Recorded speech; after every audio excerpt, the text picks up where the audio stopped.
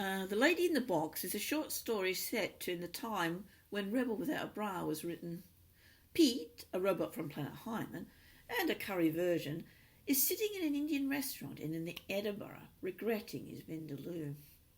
He's missing his yoga and he's feeling all tight and crunchy like a packet of crisps and is looking for a chance to stretch. So when he hears of a lady who can squash herself into a box, he just has to see. He sneaks off, ploughs his way through the busy streets of the festival, and no one bats an eyelid because he looks like a performer, one of those human statues which on Planet Hyman is what a robot like Pete looks like. So here we go. I push through the crowd, skidding to a stop, and stared at Perspex box, her pink limbs folded around her body. "Come see the impossible," shouted her assistant. "A woman who can tie herself into knots any seaman would be proud of." No one laughed. Full of curry, and desperate for a twist and fold to sort my vindaloo out, I shouted, "Bring me a smaller box. I'll show you a few knots a seaman has never heard of." The box shuddered as her bright pink butt moved, and then a hand appeared, followed by a shoulder and pink hair. Like a cat in a shoebox, the lady in the box peeked out. "Seaman?" she said. "Did someone say seaman?" "He did," the assistant pointed to me. "He did," I pointed back. She looked from me to the assistant.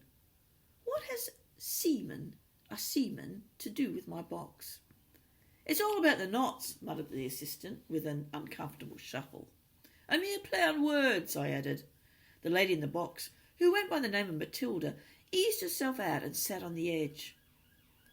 Once unfolded, she looked a lot older, more a grand's vintage than a granddaughter's. The crowd looked disappointed. Her stick-thin body, when squashed into the box, had been gaping and drooling. Now, unfolded in a wrinkled bodysuit, not the best lycra I had seen, the lady in the box seemed frail rather than elusive. She eyed me, and with a small cough demanded where my spot was. "Spot?" I said. "Yes," she gestured to my suit. "I mean, what are you? One of those boring statues standing like you have no feet? Hardly talent. I mean, you try squeezing yourself into that box 5 times a day with last night's vindaloo making itself known." "Vindaloo?" muttered a voice from the crowd. "You eat vindaloo before squeezing," muttered another voice. "Jesus," chuckled the assistant. "Glad I stand upwind." "Well, it's that or dull. Beggars can't be choosers," snapped Matilda, now completely out of her box. "I mean, what do you expect when you get free accommodation above an Indian? Fine dining, cordon bleu chicken?" "I thought you were a vegetarian," said the assistant. "Well, I am, and I can afford it," she huffed. Matilda glared at her audience. "People don't throw money like they used to." A few men shuffled.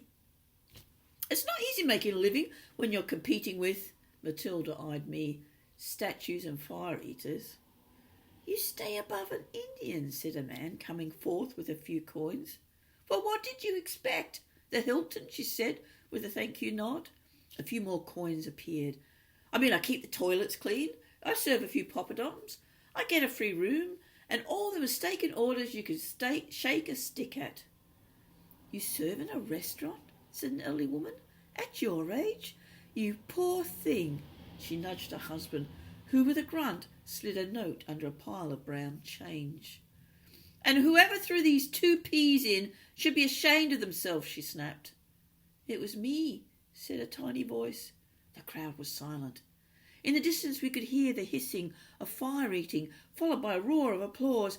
A young man appeared, placed a $5 on the coat, and retrieved a couple of coins, muttering something about the parking meter. His partner nudged him. "Ken, must you?" "What?" "She's eating the wrong orders." "Wrong orders, my arse," he sniffed. "Last night I was forced to eat burnt chapati," said Matilda, now poised on the edge of a box. "And what's that to do with me?" said Ken. He turned to his partner. "She bounced into the box, wasn't even there a minute, bounced back again. Hardly a show. She's lucky she got a pound, if you ask me." The lady in the box sniffed. "Well, I could bounce back in again if you like. Or perhaps you'd like to do a little bouncing," she glared, "for your parking meter." The assistant looked at me. I looked at him. He gestured to the box. "Permit me, ma'am. I believe 2 for the price of 1 may boost your sales and avail you to some vegetarian cuisine of the non-spicy variety." She stood back. "Knock yourself out, love." I stepped into the box and began the process of folding. The crowd hushed. Matilda's foot inched in, and we, without a grunt, shuffled as her butt ended up near my cheek. The crowd oohed and ahed as coins landed with thump on her jacket. I eased myself into a banana around the whole other body position. My head squished into the corner. "Now pose," she whispered into the small of my back. I peered out the corner and smiled, face flattened by the perspective, giving the squashed up thumbs. The crowd began to cheer and clap, shout, "More!" Then I heard a whisper. "It's all rubbish about the Vindaloo," she said. "I stay at my grandmother's. We take it in turns. It's a family business." "Business?" I muttered, fixed smile. "Don't even like curry," she said. "I'm more a Chinese takeaway woman." Well, I hope that hasn't put you off curries, or contortionists for that matter. Until next time, happy reading.